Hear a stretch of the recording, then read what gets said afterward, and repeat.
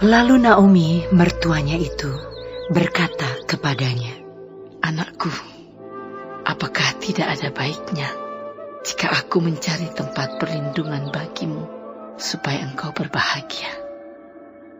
Maka sekarang, bukankah Boas yang pengerja-pengerjanya perempuan telah kau temani itu adalah sanak kita?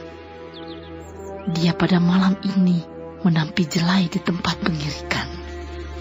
Maka mandilah dan beruraplah.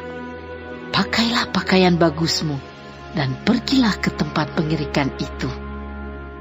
Tetapi janganlah engkau ketahuan kepada orang itu sebelum ia selesai makan dan minum. Jika ia membaringkan diri tidur, haruslah engkau perhatikan baik-baik tempat ia berbaring. Kemudian datanglah dekat, singkapkanlah selimut dari kakinya dan berbaringlah di sana. Maka ia akan memberitahukan kepadamu apa yang harus kau lakukan." Lalu kata Rut kepadanya, "Segala yang kau katakan itu akan kulakukan." Sesudah itu pergilah ia ke tempat pengirikan, dan dilakukannya lah tepat seperti yang diperintahkan mertuanya kepadanya.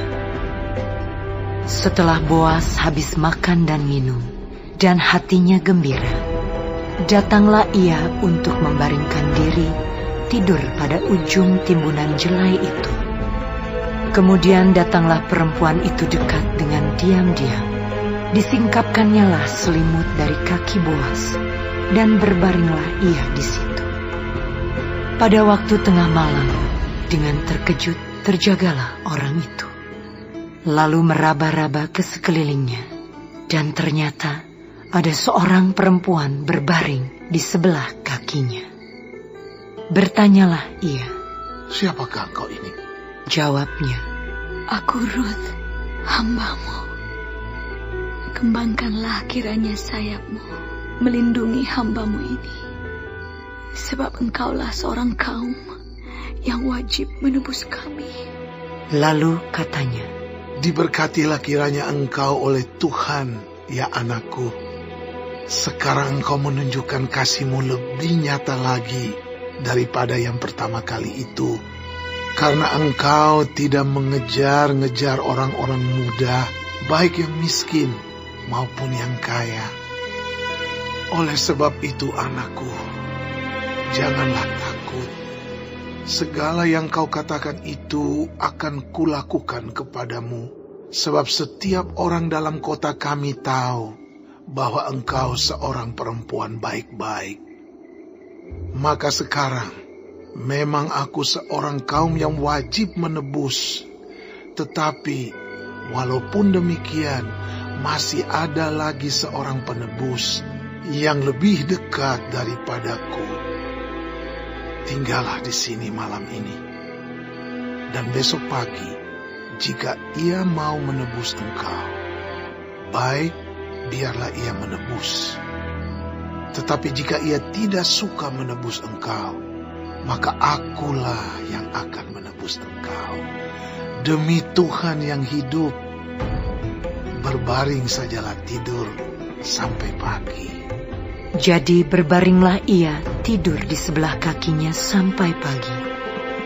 Lalu bangunlah ia sebelum orang dapat kenal mengenal, sebab kata Boas, "Janganlah diketahui orang bahwa seorang perempuan datang ke tempat pengirikan." Lagi katanya, "Berikanlah selendang yang engkau pakai itu, dan tadahkanlah itu." Lalu ditadahkannya selendang itu. Kemudian ditakarnyalah 6 takar jelai ke dalam selendang itu. Sesudah itu pergilah Boas ke kota. Setelah perempuan itu sampai kepada mertuanya, berkatalah mertuanya itu, "Bagaimana, anakku?" Lalu diceritakannya semua yang dilakukan orang itu kepadanya, serta berkata, "Yang 6 takar jelai ini diberikannya kepadaku, Sebab katanya, engkau tidak boleh pulang kepada mertuamu dengan tangan hampa. Lalu kata mertuanya itu, Duduk sajalah menanti anakku, sampai engkau mengetahui bagaimana kesudahan perkara itu. Sebab orang itu tidak akan berhenti sebelum diselesaikannya perkara itu pada hari ini juga.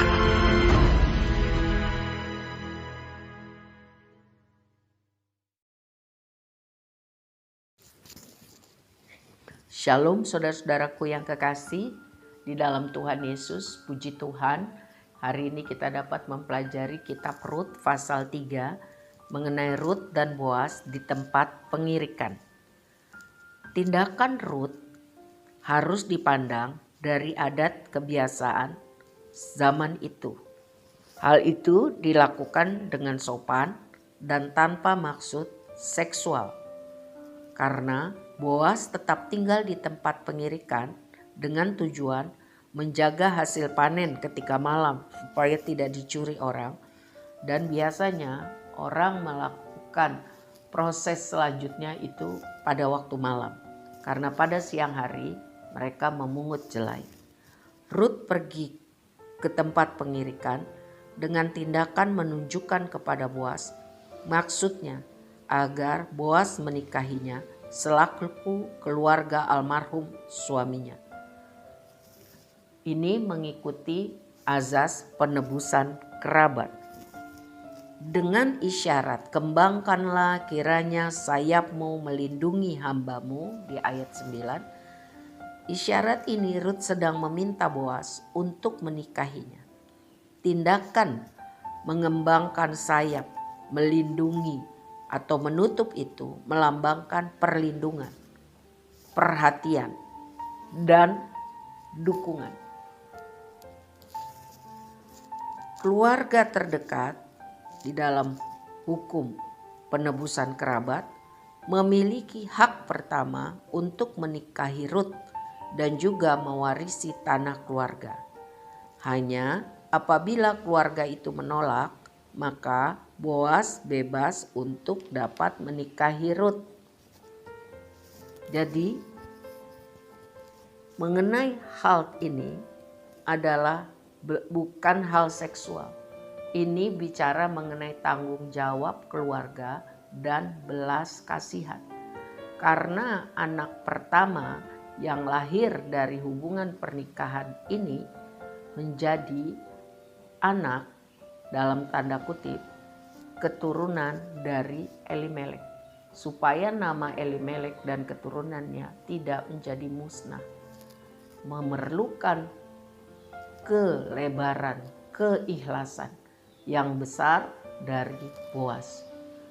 Terpujilah Tuhan yang memperhatikan Naomi dan Tuhan tidak meninggalkannya. Orang yang hidup berkenan kepada Tuhan mengalami juga kesusahan hidup. Tapi ingat, Tuhan tidak pernah meninggalkannya. Amin.